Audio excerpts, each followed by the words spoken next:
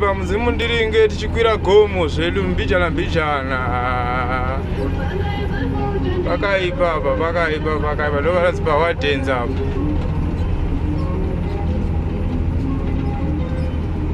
Mota inokwira ichigomera ipapa chero zvodini, mota inokwira ichigomera chero zvodini papa, mota inokwira ichitogomera chero zvodini papa.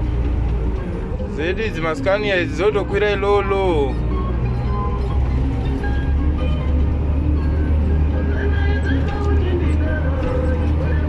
Pakaipa Argosy zviri kuuya, zviri kuteera Argosy riri muina lane. Pakaipa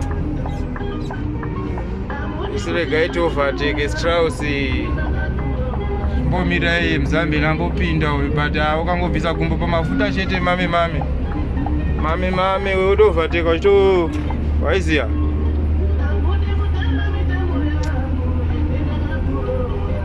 Iyo Strauss chorohwa neScania ipapa, ndozvakaita mugomo izvi,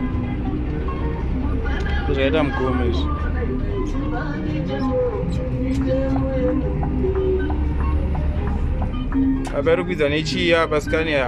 Angotofamba uri muchi40 uchikwira gomo, but Argosy iri padhuze, Argosy iri kuuya manje inotipindira makati akaramba akadai, iri kuuya ichipinda pa Argosy ndo varizive basa. Iyo Argosy iri kuuya iyo yaovertake apa. Zvine nharo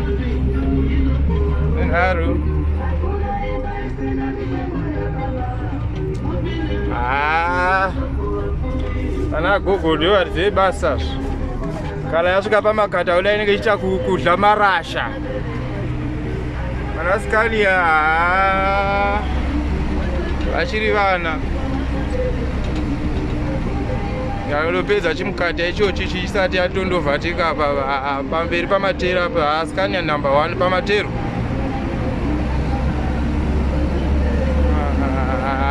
Pakapa iyo Argosy iyo yatosa indicator iyo yakuda kupinda mani.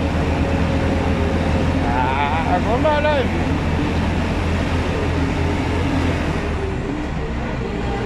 iyo agogo bati pamatero apa tikangoti draw. Scania habatiki pamatero, Scania inhanzva pamatero. Iyo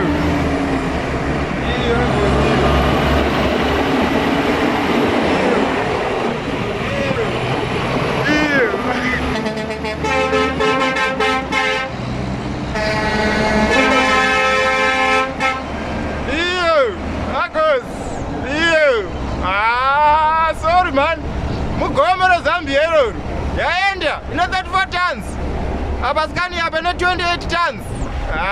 Don't play nekamizi baba, iyo pamatero ndo patavabata manje baba, vaisiodi tongodhanya mabhatani Scania ivo manje vanenge vachitya manje.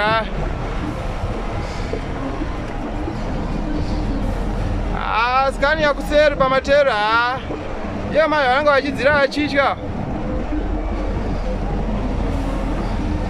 Iyo Scania iyo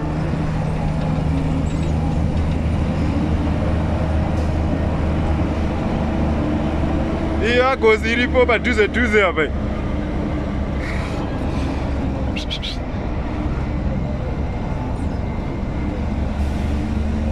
Iyo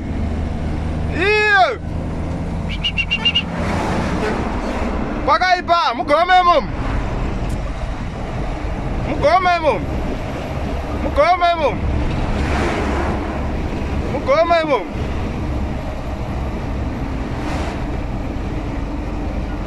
rodi yadzokaita duku rega yapinda gogo.